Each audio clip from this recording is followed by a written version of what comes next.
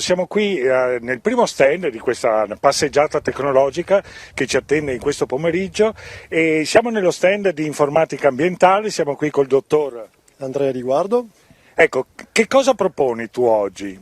Allora, noi proponiamo un sistema di supporto alle decisioni che si chiama IRRI-Smart, che è un sistema per la valutazione del fabbisogno irriguo delle piante ed è costituito sostanzialmente da tre grossi elementi: una acquisizione di dati di campo attraverso centraline e sensori di umidità del suolo, centraline meteorologiche e sensori di umidità del suolo, e un core modellistico che elabora i dati delle centraline, e un sistema di supporto alle decisioni vero e proprio che va a implementare sul consiglio irriguo le scelte effettuate dall'utente.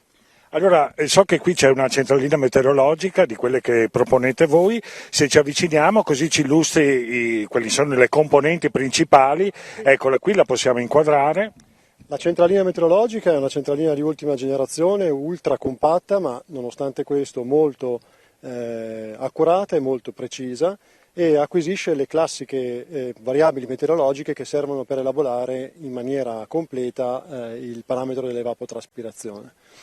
Questa centralina, così come le altre centraline che acquisiscono i dati dei sensori di umidità del suolo, lavorano in tecnologia LoRaWAN, che è una tecnologia innovativa degli ultimi 4-5 anni, che permette di installare un grandissimo numero di sensori in campo anche a distanze notevoli, si parla di 10, 15, 20 km in pianura. E quindi trasmettono i dati alla stazione madre o direttamente in cloud, ogni sensore. Cioè, ecco, ogni sensore li trasmette direttamente in cloud dove poi vengono elaborati dal modello. Quindi voi offrite un sistema, diciamo, un hardware ma anche un'analisi, un servizio? Esattamente, noi forniamo sia l'hardware in campo se è necessario, perché magari l'azienda ha già comprato dell'hardware, ma anche e soprattutto un servizio che è un sistema software che elabora le informazioni relative allo stato idrico del suolo, e quindi elabora il consiglio irriguo da dare ora per ora, e eventualmente, se l'azienda ne ha bisogno, anche un servizio di consulenza per seguire l'azienda nel corso di tutta la stagione irrigua. Ecco, molto importanti sono i sensori, se ne vuoi prendere uno che lo mostriamo e così ci racconti come funziona. In realtà un aspetto appunto importante sono i sensori che devono rilevare il contenuto d'acqua all'interno del suolo, che è il primo punto di partenza per poi applicare tutto il sistema. Dopo ci sarà la stima dell'evapotraspirazione, le informazioni sulla cultura presente e quant'altro.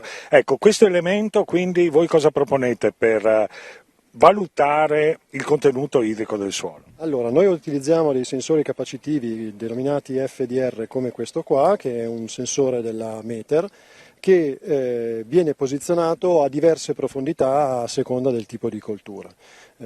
Sicuramente un sensore viene posizionato in uno strato più superficiale per avere informazioni relative all'acqua che arriva dal cielo, quindi o tramite irrigazione o tramite acqua piovana, è un sensore che sta nello strato radicale attivo, quindi dove effettivamente la pianta ha più bisogno di acqua.